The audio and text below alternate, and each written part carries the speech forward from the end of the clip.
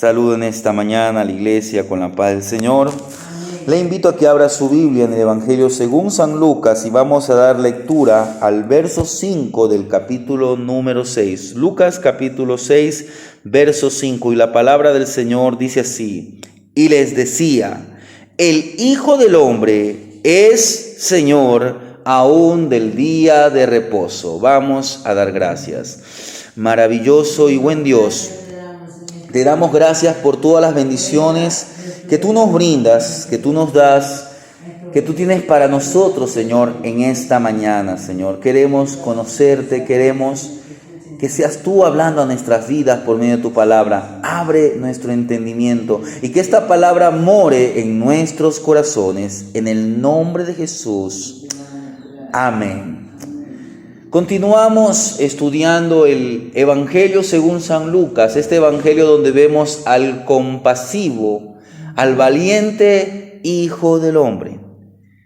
Ya hemos visto parte de aquel primer año de su ministerio en Galilea. Vemos que por más de un año el Señor Jesús ministró. Él ministró como maestro, pero también ministró como sanador. Recuérdese que le hemos visto enseñando, pero también haciendo milagros. Veíamos semanas atrás, o una semana atrás creo, veíamos cuando fue a la casa de la suegra, o mejor dicho, a la casa de Pedro, y dice que ahí estaba su suegra. Dice que estaba con una fuerte fiebre, con una gran fiebre, pero el Señor Jesús la sanó. Vimos que también liberó a personas que estaban endemoniadas. Recordando un poco lo que vimos en el capítulo 5, vimos cómo hizo aquel tremendo milagro cuando vimos que los peces fueron recolectados por los discípulos, Pedro, Juan, Jacobo, Andrés. Aquellos hombres que dice que habían pescado toda la noche y no habían pescado nada, pero Jesús llegó a transformar la vida, a cambiar la vida, y vieron esa pesca milagrosa. Y más adelante ellos pudieron ver cómo el Señor Jesús tocó a un hombre que estaba lleno de lepra y lo sanó.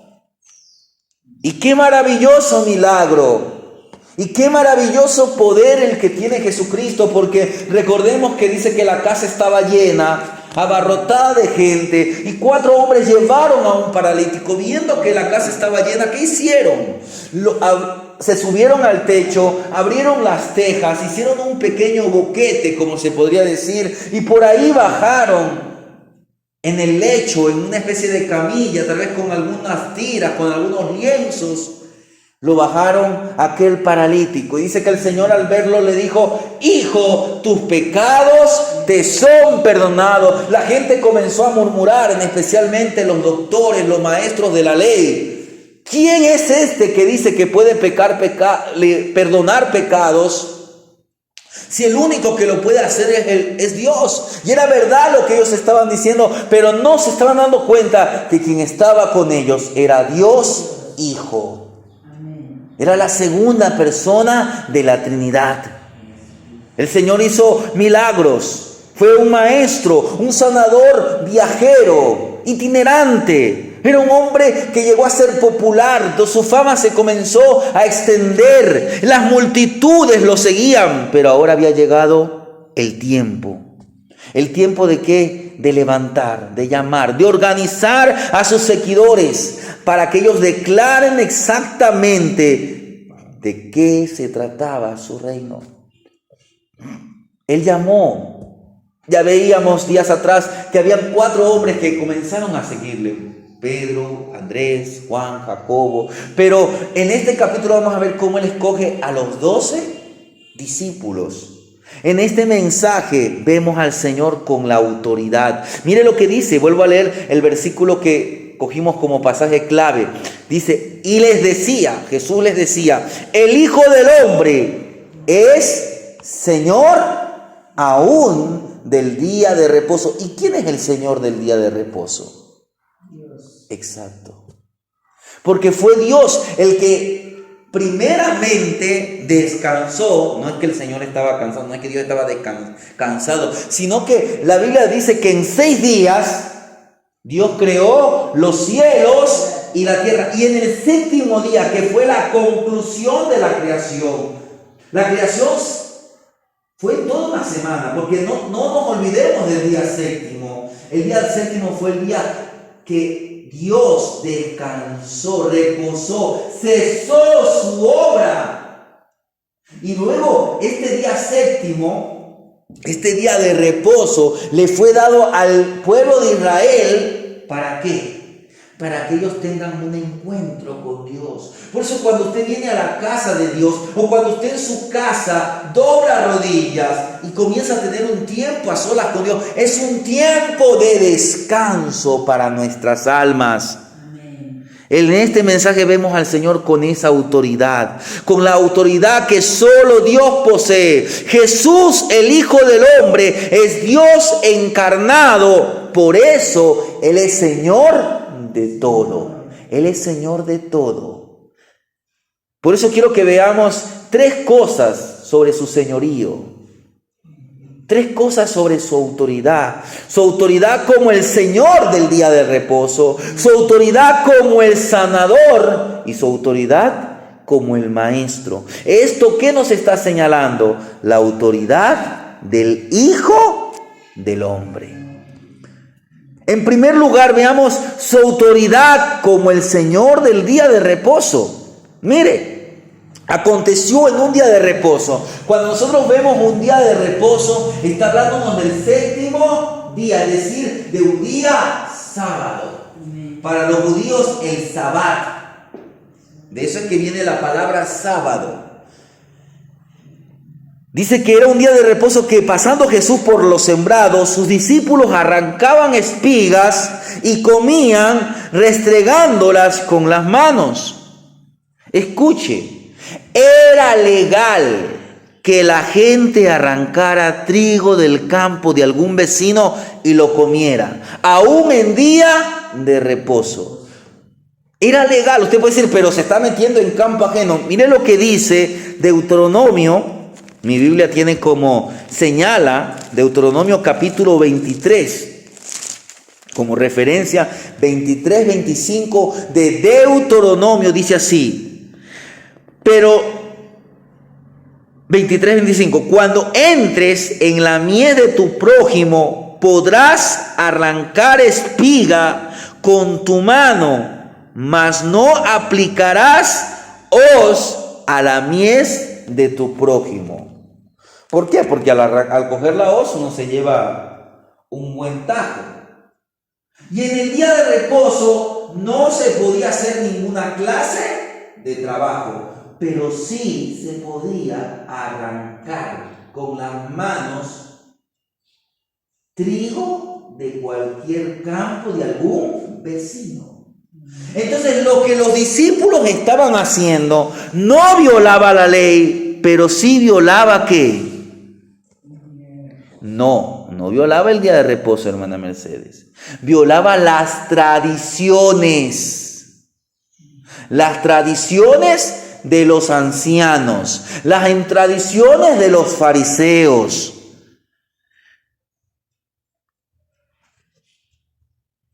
Al permitir a sus discípulos que hicieran esto, porque el Señor fue el que les permitió. Recuérdese que ahora ellos están siguiéndole a Jesús. En otras palabras, ellos tienen que acatar las órdenes de Jesús. Entonces tal vez Pedro, que era el que a veces tomaba la iniciativa, o tal vez algún otro de los discípulos, tal vez se le acercó a Jesús y le dijeron: Maestro, ¿podemos arrancar?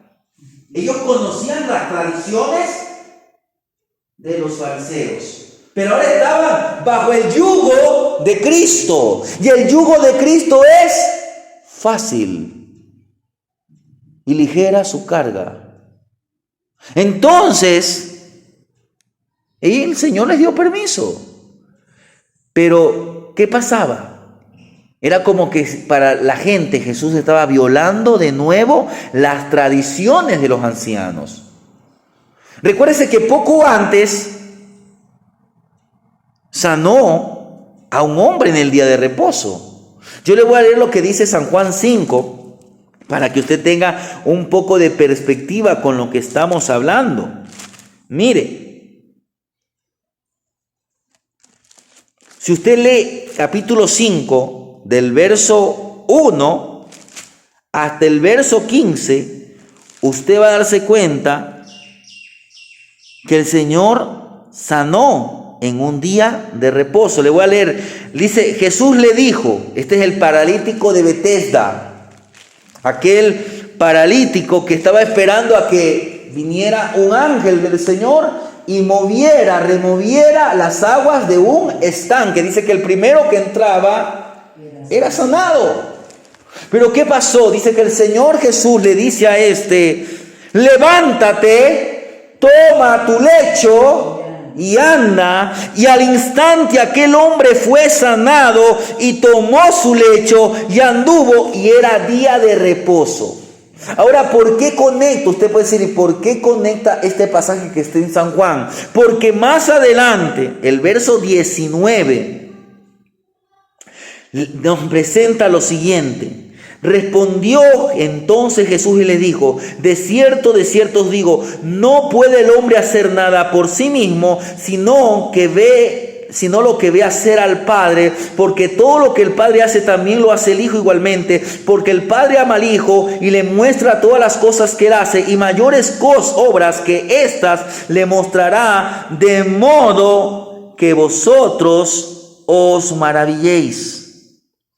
Como el Padre levanta a los muertos y le da vida, así también el Hijo a los que él quiere, porque el Padre a nadie juzga, sino que todo el juicio dio al Hijo, para que todos honren al Hijo como honran al Padre. Y luego leo el verso 27. Y también le dio autoridad de hacer juicio por cuanto es el Hijo del hombre. Este pasaje tiene mucho que ver porque aquí nos está hablando de la autoridad ¿de quién? Del Hijo. La autoridad del Hijo para sanar en un día de reposo, la autoridad del Hijo para hacer la voluntad del que lo envió. Entonces, esto tiene que ver mucho. Y los fariseos comenzaron a criticar. ¿Esto qué? Enfureció. Mire, dice el verso 2 de Lucas 6. Y algunos de los fariseos le dijeron, ¿por qué hacéis lo que no es lícito hacer en los días de reposo? Respondiendo Jesús les dijo, ¿ni aún estos habéis leído lo que hizo David cuando tuvo hambre él y los que con él estaban? Cómo entró en la casa de Dios y tomó los panes de la proposición, de los cuales no es lícito comer, sino solo a los sacerdotes, y comió y dio también a los que estaban con él. Y les decía, el Hijo del Hombre es Señor aún del día de reposo. Mire, esto molestó. Les molestó a los fariseos que Jesús sanó. Les molestó a los fariseos que él violaba las tradiciones, no la ley. El Señor Jesús nunca violó la ley porque él cumplió toda la ley. Y él nació bajo la ley. Para que usted y yo no estemos bajo la ley, sino bajo la gracia.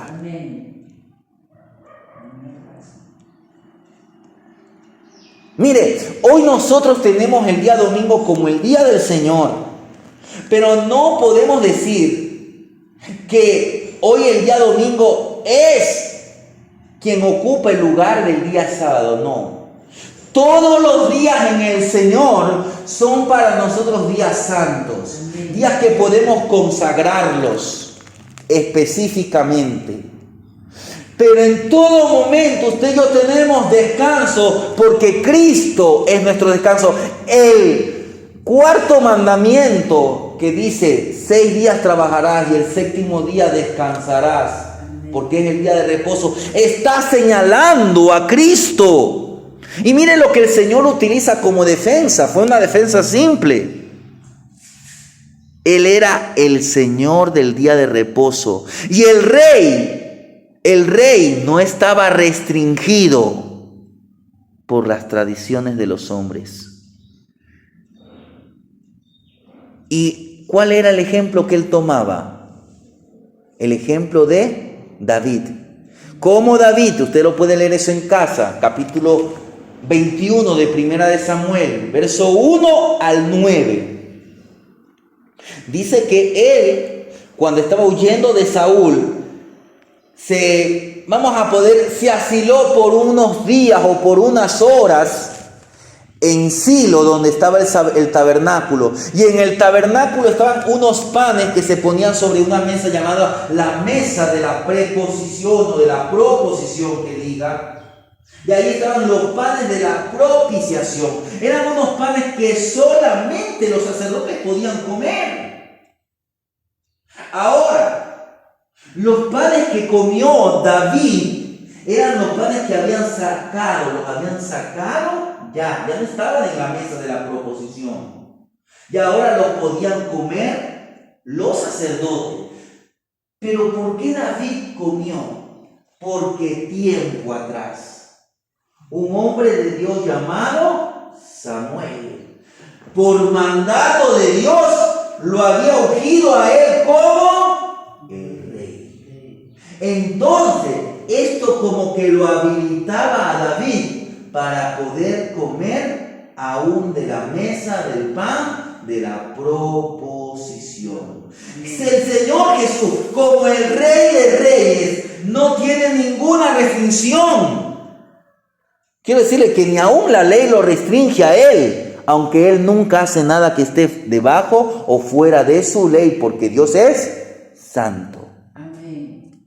Entonces Jesús afirmaba de nuevo ser el Hijo de Dios, el Señor, el Mesías. Él quería dar un nuevo día de reposo. Es lo que Él dice en Mateo 11, del 28 al 30. Venid a mí, todos los que estáis cansados. Y no solamente lo dice Mateo, lo dice Hebreos.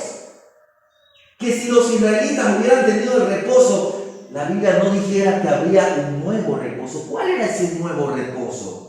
Es Cristo.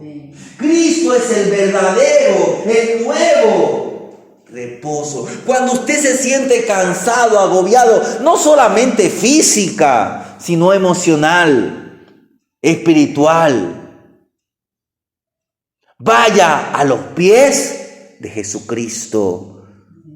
Pero ¿qué pasó? Ellos no querían recibir ese nuevo día de reposo. Ellos no querían recibir a Jesucristo. Porque Jesús, hermanos, da reposo espiritual al que permanece en Él. Y permanece en el corazón todo el tiempo. Usted y yo tenemos que abrir nuestro corazón. Voy a leer lo que dice en Mateo 11 para que usted y yo escuchemos algo que hemos escuchado tantas veces. Dice así el Señor en Mateo 11, los versos 28 al 30. Dice: venid a mí todos los que estáis trabajados y cargados, y yo os haré descansar. Llevad mi yugo sobre vosotros y aprended de mí, que soy manso y humilde de corazón, y hallaréis descanso. No solamente, no está diciendo para vuestros cuerpos, sino para vuestras almas, para vuestras emociones, para vuestra voluntad, para vuestro corazón. Porque mi yugo es fácil y ligera mi carga. A diferencia del agobiante yugo de la ley, el yugo de Jesús se ajusta bien y su carga es ligera, porque el pecador confía en el Salvador y por ello tiene paz, porque sus pecados son perdonados. Cuando usted viene a Cristo, tiene paz para con Dios. Sus pecados son perdonados y usted es reconciliado con Dios. ¿Qué dice en Romanos 5? Del 1 al 11 habla acerca de la reconciliación o de los resultados de la justificación, y uno de ellos es la reconciliación. Voy a leer el verso 10 y el verso 11 de Romanos 5, que dice así: porque si siendo enemigos fuimos reconciliados con Dios por la muerte de su Hijo, mucho más, estando reconciliados, seremos salvos por su vida. Y no solo esto, sino que también nos gloriamos en Dios por el Señor nuestro Jesucristo, por quien hemos recibido ahora la reconciliación. A medida, hermanos, que usted como creyente se somete a Cristo en la experiencia diaria, ¿qué va a pasar? Usted va a disfrutar de la paz de Dios, va a disfrutar de la paz de Dios. ¿Dónde? En su corazón y en su mente. Y entonces usted puede decir, como dijo el apóstol Pablo en Filipenses capítulo 4 versos 6 y 7: por nada estéis afanosos, si no sean conocidas vuestras peticiones delante de Dios en toda oración y ruego con acción de gracias. Y dice luego: y la paz de Dios, que sobrepasa todo entendimiento, guardará vuestros corazones y vuestros pensamientos en Cristo Jesús. En segundo lugar, veamos su autoridad como sanador. Veamos los versos 6 al 11 de Lucas capítulo 6. Dice: aconteció que entró en un día de reposo, porque él entró en la sinagoga y enseñaba, y estaba allí un hombre que tenía seca la mano derecha. Y le acechaban los escribas, los fariseos, para ver si en el día de reposo lo sanaría, a fin de hallar de qué acusarle. Mas él conoció los pensamientos de ellos y dijo al hombre que tenía la mano: levántate y ponte en medio. Y él, levantándose, puso en medio. Entonces Jesús les dijo: os preguntaré una cosa, ¿es lícito en día de reposo hacer bien o hacer mal? ¿Salvar la vida o quitarla? Y mirándolos a todos alrededor, dijo al hombre: extiende tu mano. Y él lo hizo así, y su mano fue restaurada. Y ellos se llenaron de furor y hablaban entre sí qué podrían hacer contra Jesús. Mire, vemos aquí a los fariseos, a los escribas. Ellos acudían a los servicios en la sinagoga, pero no acudían para adorar.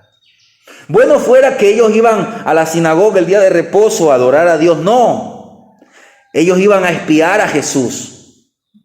Ellos sabían que Jesús estaba allí. Tal vez sabían o estaban asegurados que el hombre lisiado también estuviera allí. ¿Y qué pasó? Jesús sanó al hombre. ¿Y qué hace? Se defendió sobre la base del valor de la vida humana. Porque cualquier judío rescataría un animal en el día de reposo. Mire lo que nos dice el Evangelio de Mateo en el capítulo 12 de Mateo, los versos 11 y 12. Él les dijo: ¿qué hombre habrá de vosotros que tenga una oveja, y si ésta cayera en un hoyo en día de reposo, no le echa mano y la levanta? Mas ¿cuánto más vale un hombre que una oveja? Por consiguiente, es lícito hacer bien en los días de reposo. Este es el mismo milagro que nosotros vemos en Lucas, pero aquí estamos viéndolo desde la perspectiva de Mateo. Recuérdense que Mateo ya fue llamado. Vimos el llamamiento de Mateo en el capítulo anterior. Entonces Mateo fue un testigo visible del milagro de Jesús. Así, ¿por qué no rescatar a un hombre hecho a imagen de Dios? Lo que le estaba diciendo. Si ustedes se esfuerzan por rescatar a una oveja que cae en un pozo, ¿cómo yo no voy a rescatar a un hombre hecho a imagen de Dios? Cuando las tradiciones, hermanos, llegan a ser más importantes que las personas, hay que examinarlas. Hay que examinar las tradiciones. Hoy la iglesia se está llenando de tradiciones. Y a veces estas tradiciones están ocupando el lugar de la palabra. Y si esas tradiciones son contrarias, no son de beneficio para el cuerpo de Cristo, hay que cambiarla. Como resultado de este milagro a Jesús, ¿qué pasó? Lo aborrecieron aún más. Los milagros en sí mismos no cambian el corazón humano pecaminoso, porque la fe no viene por los milagros, la fe viene por abrir nuestro corazón a la palabra de Dios. La fe viene por oír y oír usted sabe que eso es palabra y usted abre su corazón. Incluso los escribas, los fariseos, se juntaron aún con los herodianos para destruirlo. Mire, dice que ellos se llenaron de furor, y le voy a leer lo que nos dice Marcos en el capítulo 3. Estoy leyendo este mismo milagro, pero en los otros evangelios que también nos relatan. Es bueno que cuando usted lea la Biblia, mayormente los evangelios o algunos pasajes que usted encuentra que también se los relata en otros libros, usted coteje, usted revise, y usted va a aprender un poquito más y su entendimiento va a ser alumbrado. Dice el capítulo 3, el verso 6 de Marcos: y salidos los fariseos, tomaron consejo con los herodianos. Los herodianos eran los seguidores de Herodes, el rey Herodes, contra él, contra Jesús. ¿Para qué? Para destruirle.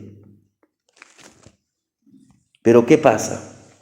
¿El Señor qué? El Señor conoce. El Señor conocía los pensamientos de ellos. Tanto que así dice el verso 8. Mas Él conocía los pensamientos de ellos y dijo al hombre: hermano, el Señor conoce. Conoce porque usted ha venido a la casa del Señor. En este día domingo, ¿por qué usted vino a la casa del Señor? ¿Qué es lo que lo motivó? ¿Qué? ¿Seguir la tradición? ¿Ir a un culto más? ¿O usted vino a adorar al Rey de Reyes y Señor de señores, a darle a Él toda la gloria, toda la honra? Porque en la semana que concluyó fue el Señor el que guardó su vida. En la semana que concluyó fue el Señor el que lo preservó.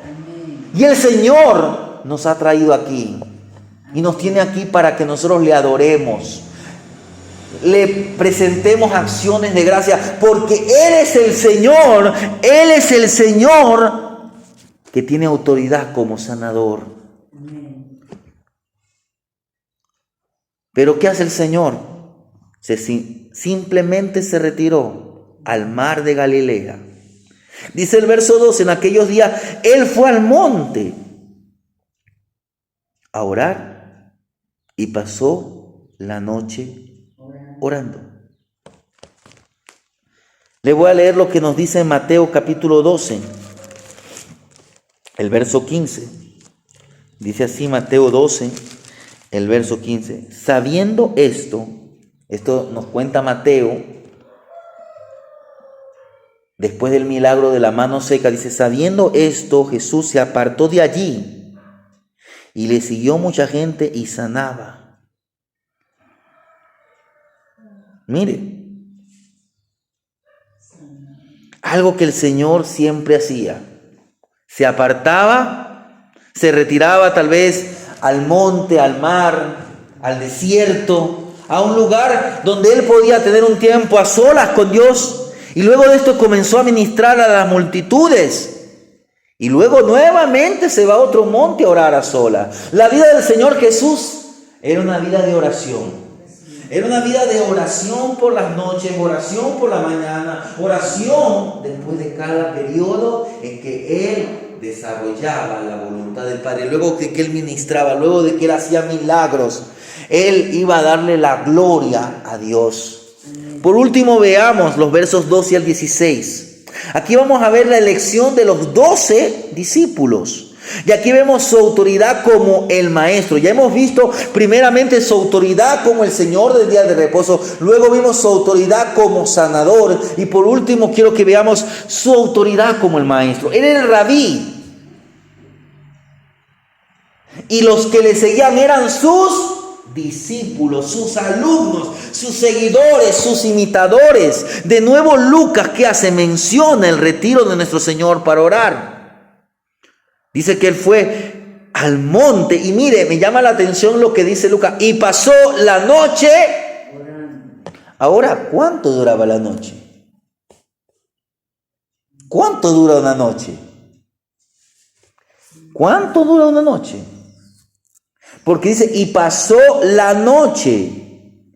Es decir, que nos está diciendo que pasó toda la noche orando. ¿Cuánto dura una noche? Dura 12 horas. Oiga, a veces se nos hace difícil orar 5 minutos. Se nos hace difícil orar 10 minutos. Jesús les llamó la atención a sus discípulos porque no habían podido velar. Hermano, es hora de que aprendamos a orar. Hay mucho por qué orar. Hay muchas necesidades familiares, personales, de la iglesia, en su comunidad, en nuestro país, fuera y dentro de nuestro país. Hay que orar por la paz de Israel. Hay que orar por la iglesia que está siendo perseguida. Nosotros aquí estamos tranquilos. Por eso es que muchos cristianos, como no estamos viviendo tiempos difíciles, en el sentido de otros países, porque vivimos tiempos difíciles, vivimos tiempos donde los cristianos no le están dando la honra a Dios. Pero hay otros países donde los cristianos los matan por reunirse. Y a ellos no les importa. Dejan a un lado todo y a riesgo de su vida se congregan, no en un templo, porque no lo pueden hacer en un templo, no lo pueden hacer en una casa. Muchos se congregan en lugares desiertos, en cuevas. Otros se congregan en las cloacas, dentro de las ciudades, en las alcantarillas de las ciudades. No les importa, con tal de adorar al Rey de Reyes y del Señor de Señores, porque el templo no es la construcción, o la iglesia no es la construcción. Usted y yo somos templo del Espíritu Santo. Usted y yo somos la iglesia, somos los sacados de afuera. El Señor cuando venga no se va a llevar las cuatro paredes, va a llevar a los verdaderos adoradores en espíritu y en verdad. Entonces, hermanos, aprendamos a orar. Aprendamos a orar. Es tiempo que usted y yo le demos tiempo a Dios en oración.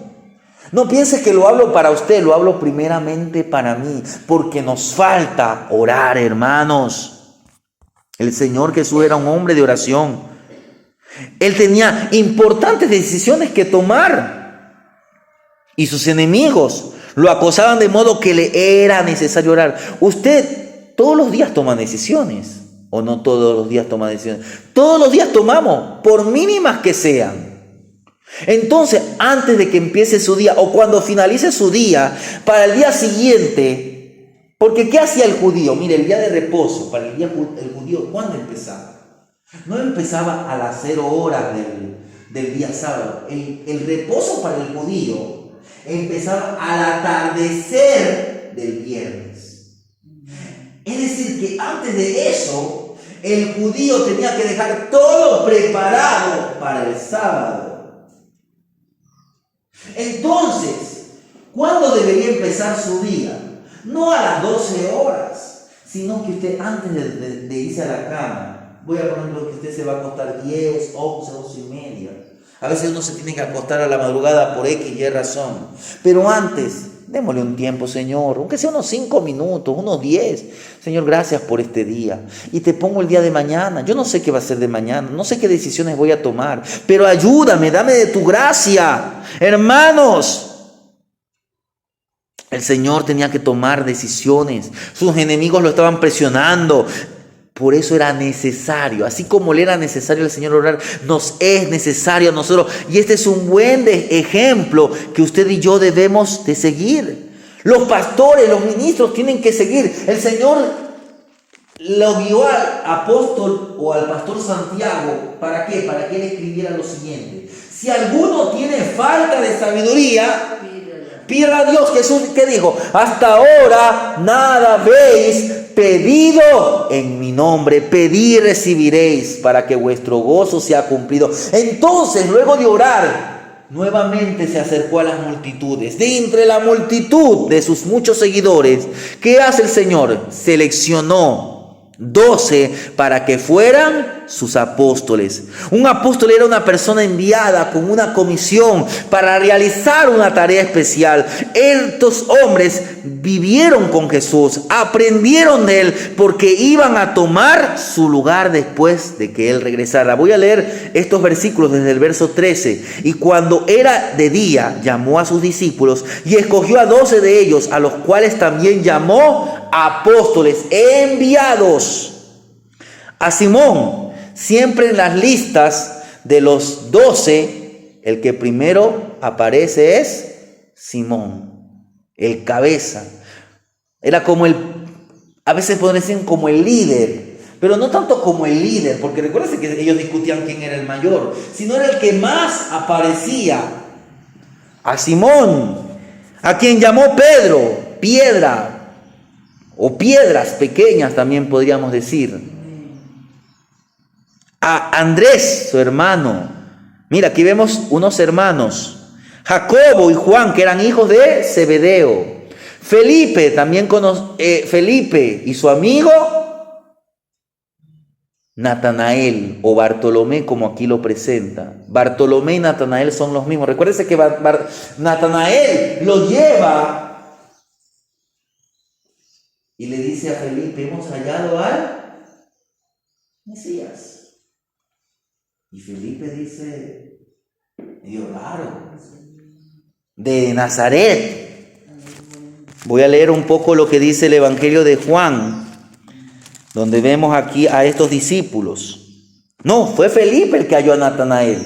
Estaba yo equivocado, por eso es bueno que usted vaya a las Escrituras. Dice, Felipe halló a Natanael y dijo: hemos hallado a aquel de quien escribió Moisés en la ley, así como los profetas, a Jesús, el hijo de José de Nazaret. Entonces Natanael dice, ¿de Nazaret puede salir algo de bueno? Le dijo Felipe: ven y ve. Y luego el Señor le dice a Natanael, mire, vio Jesús a Natanael que se le acercaba y dijo: he aquí un verdadero israelita en quien no hay engaño. Natanael se queda sorprendido: ¿de dónde me conoces? Jesús le dice: antes que Felipe te llamara, cuando estabas debajo de la higuera, te vi. Y este hombre queda sorprendido. Natanael le dice: rabí, maestro. Aquí estamos viendo la autoridad del maestro. Tú eres el Hijo de Dios. Mire, lo reconoce como el Mesías. Tú eres el Rey de Israel. Respondió Jesús: porque te vi debajo de la higuera, ¿crees? Cosas mayores verás. Y mire lo que le dice: de aquí en adelante veréis el cielo abierto y a los ángeles de Dios que suben y descienden sobre el Hijo del Hombre. ¿Sabe lo que estaba aquí el Señor relatándole? Recuérdese que Jesús le dice: aquí hay un verdadero israelita. ¿Qué estaba diciendo? Que Natanael conocía la historia de Israel. Él sabía. Si usted le hacía una pregunta acerca del Antiguo Testamento, Natanael lo sabía. ¿Y qué es lo que el Señor le está diciendo? Mire, vuelvo a leer el verso 51. Le dijo: de cierto os digo, de aquí en adelante veréis el cielo abierto y al Hijo del Hombre, dice, veréis el cielo abierto y a los ángeles descendiendo, y a los ángeles de Dios que suben y descienden sobre el Hijo del Hombre. Esto para un israelita era una historia que ellos se la conocían. Recuérdese a Jacob cuando tuvo aquel sueño donde él vio una escalera que descendía del cielo, por la cual ángeles subían y bajaban. Entonces, ¿qué Jesús le estaba diciendo? Natanael, yo soy esa escalera. Por mí hay acceso a la presencia de Dios. Me gusta cómo lo dice este mismo versículo en la Nueva Traducción Viviente. Dice así: y agregó, les dijo la verdad. Ustedes verán el cielo abierto y a los ángeles de Dios subiendo y bajando sobre el Hijo del Hombre, quien es la escalera entre el cielo y la tierra. Él es el Hijo de Dios. Estos eran aquellos hombres. ¿Quién es más? Mateo, el que lo vimos que lo llamó, aquel recaudador. Tomás, que más adelante lo vemos diciendo: maestro, si yo, le dijo a sus compañeros, si yo no veo, yo no creo. Y luego el Señor le mostró. Y cayó de rodillas y dijo: Señor mío y Dios mío. Vemos a quién más, a Jacobo, hijo de Alfeo, a Simón llamado Celote, vemos a Judas, hermano de Jacobo. ¿De cuál Jacobo? De Jacobo, hijo de Alfeo. Mire, ya vemos aquí 3 pares de hermanos: Pedro y Andrés, Juan y Jacobo, hijos de Zebedeo. Y aquí vemos a los hijos de un tal Alfeo. Y por último, siempre en las listas aparece Judas Iscariote. Judas, quien llegó a ser el traidor. Así mismo dice Lucas, que llegó a ser el traidor. Mire, estos hombres vivieron con Jesús y aprendieron de él porque iban a tomar su lugar. ¿Qué grupo de hombres más interesantes? Esto ilustra lo que Pablo escribió. Mire lo que Pablo escribió en 1 Corintios, capítulo 1. Un versículo que usted lo conoce muy bien. Verso 26 al verso 29 dice así: Pues mirad, hermanos, vuestra vocación, que no sois muchos sabios según la carne, ni muchos poderosos, ni muchos nobles, sino que lo necio del mundo escogió Dios para avergonzarlos a los sabios, y lo débil del mundo escogió Dios para avergonzar a lo fuerte, y lo vil del mundo y lo menospreciado escogió Dios, y lo que no es, para deshacer lo que es, a fin de que nadie se jacte en su presencia. Esto es un estímulo para usted y para mí, es un estímulo para nosotros, porque después de todo, si Dios pudo usar a aquellos hombres, ¿no puede usarnos a nosotros? Amén. Hermanos, usted y yo también somos discípulos, y de una u otra manera el apostolado ha caído sobre la iglesia. Se preguntan muchos, ¿hay apóstoles en este tiempo? Sí, pero no como los 12. ¿En el sentido de qué? De que ninguno de los apóstoles de ahora ha visto personalmente a Jesús. El último que lo vio personalmente se podría decir que fue Saulo de Tarso. No sé si algún hombre de Dios haya tenido alguna visión con el Señor Jesús. No voy a caer en esos puntos. De que escuchemos la voz de Dios, podemos escuchar la voz de Dios. Dios habla de manera audible. Dios habla por sueño, Dios habla por visión, Dios sigue hablando.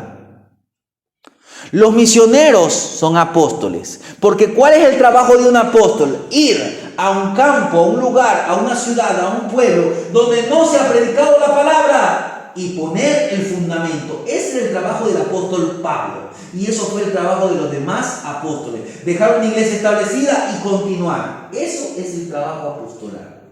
No piense que hacer apóstol es uno que tiene 20, 30 pastores a su cargo, o tiene 20, 30 iglesias, o tiene iglesias de 5,000, de 10,000 miembros, porque a veces muchos de ellos ni siquiera se ganaron esas almas, sino que ¿qué hicieron?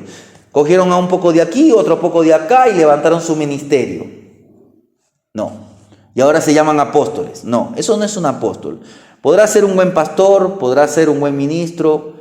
Esperemos que sean buenos ministros y que la gloria sea para Dios. Pero un apóstol es aquel que hace un trabajo misionero. ¿Cuáles son los apóstoles de nuestros tiempos? Aquellos que están yendo a los países como los países de Medio Oriente, los países como China, los países de África, aquí tal vez en América, donde hay un lugar donde no ha llegado el evangelio, y están abriendo campos misioneros. No es aquel que dice: voy a abrir una obra en Guayaquil. ¿Para qué va a abrir una obra en Guayaquil? No es que Dios me mandó como apóstol. En Guayaquil hay cientos, por no decir miles, de obras de carácter cristiano. Lo que iría a hacer es ¿a qué? A contender, a dividir, a sacar unos de aquí y otros de acá. Porque como hay tantos creyentes carnales, no, hermanos, tengan mucho cuidado con los falsos apóstoles. ¿Por qué 12 apóstoles?